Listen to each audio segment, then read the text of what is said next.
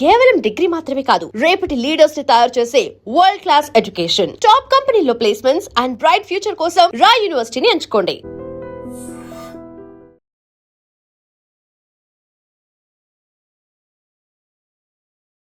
ఐడ్రీమ్ ప్రేక్షకులందరికీ నమస్కారం.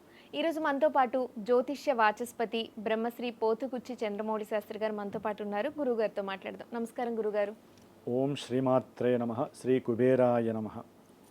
గురుగారు, ధనాధిపతి అయిన కుబేరుని చిత్రాన్ని కానీ విగ్రహాన్ని కానీ ఇంట్లో ఏ దిశలో పెట్టుకుంటే కలిసి వస్తుందని చాలామందికి ఈ విషయమే సందేహం ఉంటుంది. అయితే మనం ఏ దిశలో పెట్టుకోవాలి, ఏ దిశను చూస్తూ ఉండాలి, ఇలాంటి సందేహాన్ని నివృత్తి చేస్తారు?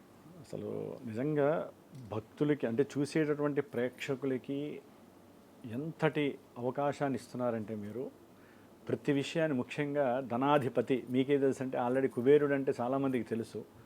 కొంతమందికి ఈ కుబేరుడు గురించి ఏం తెలుసు అంటే వెంకటేశ్వర స్వామికి ధనాన్ని అప్పుగా ఇచ్చాడు.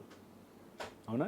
అప్పుగా ఇచ్చి ఇక ఎప్పటికీ ఈ కలియుగం అంతా కూడా వెంకటేశ్వర స్వామి గుళ్ళో ఆయనకి సంబంధించినటువంటి ఆస్తులు కానీ, ఆయనకి సంబంధించినటువంటి ధనము కానీ, అంటే మనలాంటి వాళ్ళము మన పాపకర్మలు నివృత్తి చేసుకోవడానికి దక్షిణలు వేస్తూ ఉంటాంగా, లేకపోతే మనం కోరినవి సిద్ధించడానికి వెంకటేశ్వర స్వామి హుండీలో వేస్తూ ఉంటాం. ఆ డబ్బులన్నీ ఎవరికి వెళ్తూ ఉంటే కుబేరుడికే. అంత బాకీ ఉంది, చేసింది ఇంత బాకీ కడుతూనే ఉంటాడు. అంటే కుబేరుడు ఎంత గొప్పవాడంటే అమ్మ, ఈశ్వరుడికి ముఖ్యంగా ఈయన వెంకటేశ్వర స్వామికి డబ్బులు ఇస్తే ఈశ్వరుడు కుబేరుడికి డబ్బులు ఇస్తూ ఉంటాడు, ఆజ్ఞాపిస్తాడు. ఈ భక్తుడికి డబ్బులి, ఈ భక్తురాలికి డబ్బులి. ఒక పక్క లక్ష్మీదేవి ఉంటుందట. ఈశ్వరుడు ఎప్పుడు ఆజ్ఞాపిస్తాడా వచ్చినటువంటి భక్తులకి ఎప్పుడు డబ్బులు ఇవ్వాలి, సిరి సంపదలు ఇవ్వాలి, భోగభాగ్యాదులు ఇవ్వాలి. సరే, భోగభాగ్యము అంటే డబ్బుల వల్లనే వచ్చేది. బంగారం కానీ, వెండి కానీ, డబ్బులు కానీ ఎవరికైనా రావాలి అంటే అది ఈశ్వరాజ్ఞ మీదే ఆధారపడి ఉంది, అనుగ్రహం కాదు, ఆజ్ఞ.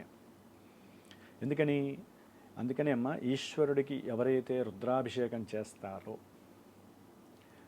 వారికి ఉన్నటువంటి చేసినటువంటి ఆ పుణ్య ఫలితం మేర కుబేరుడు, లక్ష్మీదేవి ఇద్దరూ కూడా ఆయన ఆజ్ఞానుసారమై డబ్బులు ఇస్తూనే ఉంటారట ఆ చేసిన వాడికి. అందుకనే ఈశ్వరాభిషేకానికి అంత విశిష్టత.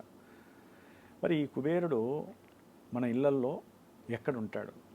అసలు కుబేరుడికి స్థానం ఎక్కడుంటుందంటే అమ్మ, మనకి ఉన్నటువంటి నవగ్రహాల్లో నవగ్రహ స్థానాలు ఉంటాయి, 9 స్థానాలు. మధ్యలో సూర్యుడు ఉంటాడు, చుట్టూ కూడా మనకు ఉన్నటువంటి తూర్పు, అట్లాగే ఆగ్నేయం, ఇట్లా ఉంటాయి కదా. వాటిల్లో ఈ కుబేరుడు బృహస్పతితో సమానం. అందుకనే గురువు అంటే ఎవరై అంటే ధనకారకుడు.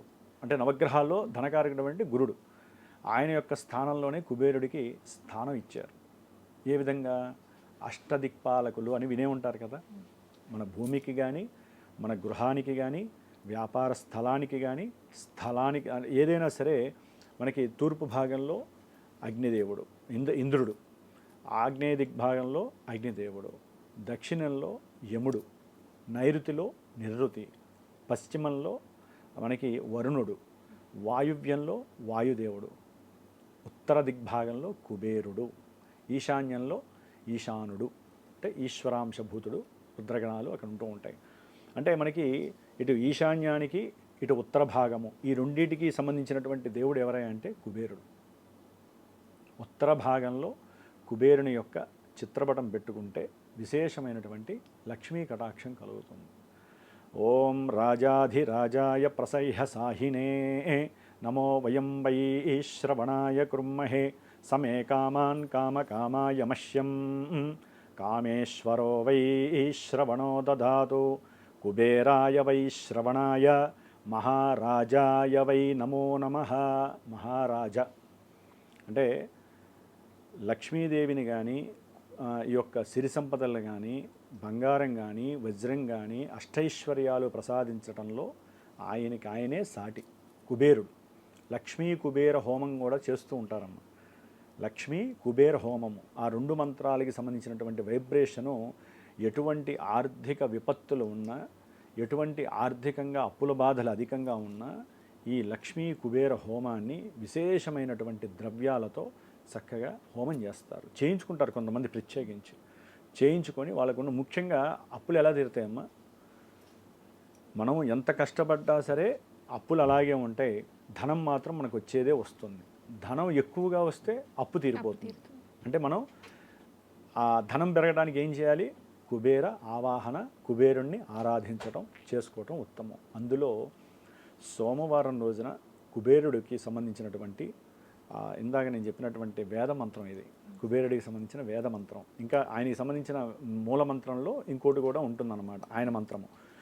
దాంతో కనుక హోమం చేసుకున్నట్లయితే చాలా విశేషం. ఇప్పుడు పెద్ద పెద్ద వాళ్ళు కానీ ఎవరికైనా సరే వాళ్ళకి మేము ఆశీర్వచనం చేసేటప్పుడు వాళ్ళు కుబేరుడంతటి వాళ్ళు కావాలి అని చెప్పి ఆశీర్వచనం చేస్తాం. అట్లాగే మనకి మంత్రపుష్పంలో కూడా ప్రతి ఒక్కరికి తెలిసిన విషయమే. మంత్రపుష్పంలో కూడా ఈ యొక్క మంత్రాన్ని కంపల్సరీ చదువుతాం మేము.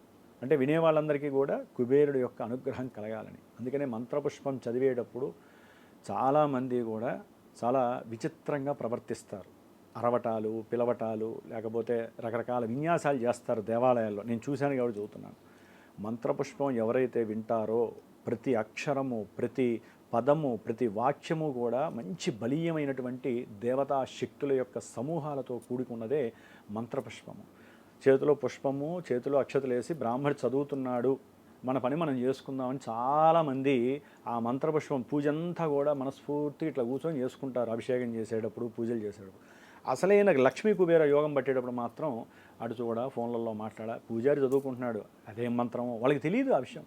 నేను చెప్తున్నా కదా, ఆ మంత్రం ఎవరైతే ప్రశాంతంగా వింటారో, ఇంకా దాని ముందు చాలా ఉందమ్మా. ధాతా ప్రస్థాజ్యముదాజాహర, ఇవంతా విష్ణుమూర్తికి, ఈశ్వరుడికి సంబంధించిన మంత్రాలు. మానవులకి కావాల్సింది ఏంటంటే ఈ మంత్రం. ఈ మంత్రం ఎవరైతే కుబేర మంత్రాన్ని, మంత్రపుష్పం ఎవరైతే చదువుతారో, ఇళ్లలో వ్రతాలు చేసేటప్పుడు, గృహప్రవేశాలు చేసేటప్పుడు వీళ్ళు చదవరమ్మా. వేద మంత్రాలు బ్రాహ్మలే చదువుతారు.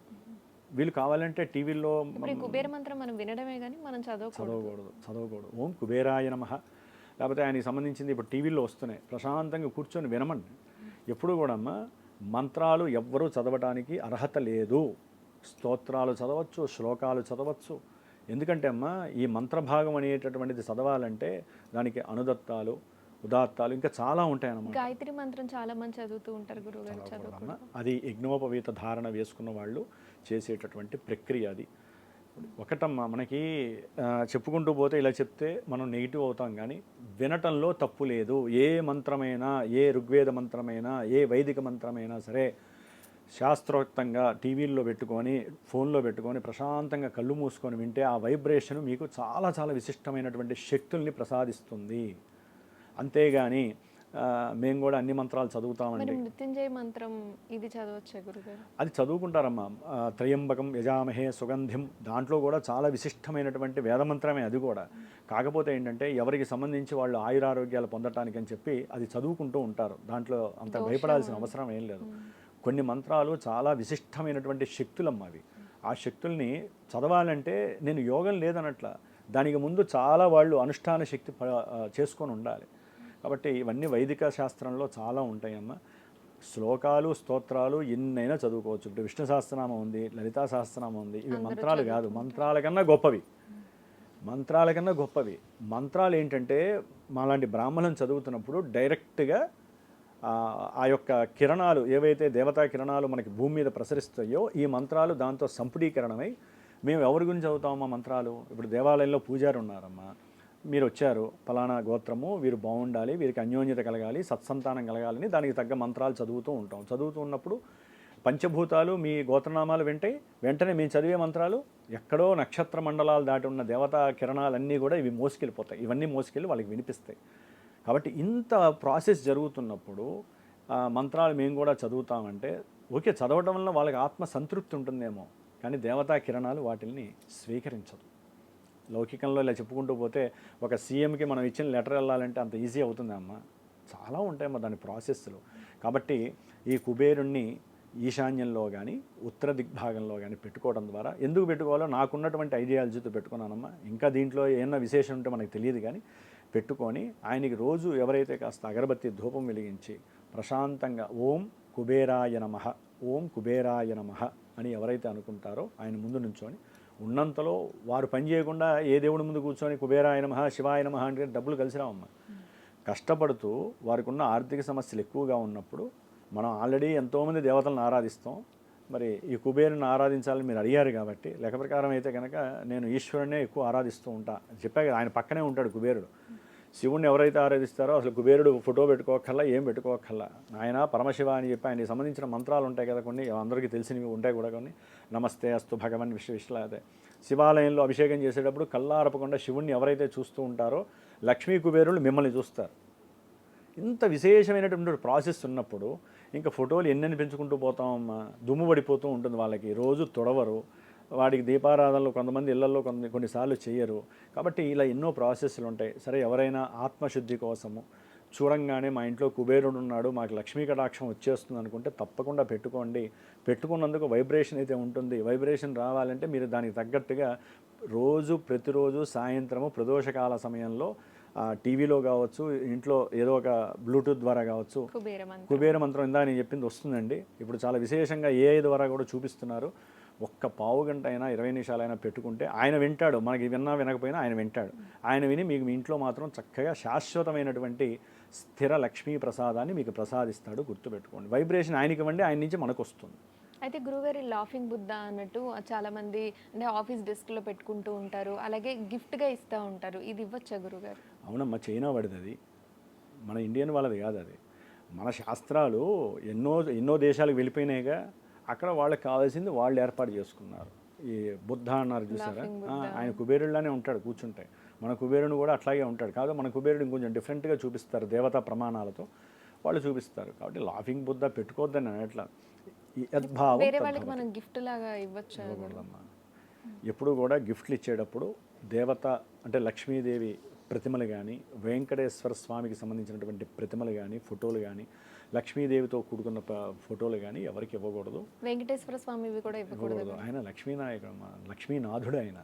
ఆయన ఇస్తే లక్ష్మీదేవి ఆయన వెనకాలే వెళ్ళిపోతుంది. గణపతిని జ్ఞానం వాళ్ళకి మంచి జరగడం కోసం ఇవ్వచ్చమ్మా. ఏదైనా సాధ్యమైనంత వరకు దేవతా స్వరూపాలని ఇవ్వకూడదని అంటారు. వాటిల్లో మనం గణపతిని ముఖ్యంగా ఇలాంటివి ఇవ్వచ్చు. గణపతి వరకు ఇస్తారు. ఆయన అన్నింటినీ తట్టుకునే స్వభావం ఆయనకు ఉంటుంది కాబట్టి ఆయన వల్ల మనకి పోయేది వచ్చేది ఏం లేదు. ఆయన వల్ల జ్ఞానము సిద్ధిస్తుంది అంతే. అవతల వాళ్ళకి జ్ఞానం వెళ్తుంది. జ్ఞానం మనం ఎంతమందికైనా ఇవ్వచ్చు. కానీ మనం ఆరాధించే దేవతల్ని అసలు మీరు అన్నట్టుగా లాఫింగ్ బుద్ధ ఇవి ఎవరు ఇవ్వకూడదు. వీళ్ళుంటే మన ఇంట్లో పెట్టుకోవచ్చు, వ్యాపార స్థలంలో పెట్టుకోవచ్చు. నిత్యము ఆయన దర్శనం చేసుకొని ఆత్మసంతృప్తి పడితే లక్ష్మీ కటాక్షం కంపల్సరీ కలుగుతుంది. కుబేరుణ్ణి ఏ దిశలో పెట్టుకోవాలి, ఎలా ఆరాధించాలి అనే విషయాన్ని చక్కగా వివరించారు. ధన్యవాదాలు గురుగారు. శుభమస్తు. And for more videos, Please subscribe to iDream. Please subscribe to iDream. Please subscribe iDream. And please subscribe to iDream. For more videos, subscribe to iDream. please like, share and subscribe to the channel. Congratulations, iDream. Subscribe to iDream. Subscribe to iDream. So subscribe to iDream Media. iDream ki iDream team andarki huge congratulations. Please subscribe iDream Media. Please subscribe to iDream. Subscribe iDream. Please subscribe to iDream. iDream అంటే నా కళల channel subscribe చేసుకున్న నోరు తిరుగుతలేదు, మీరైతే గంట గుర్తు కొట్టండి. For more such videos, please subscribe to iDream.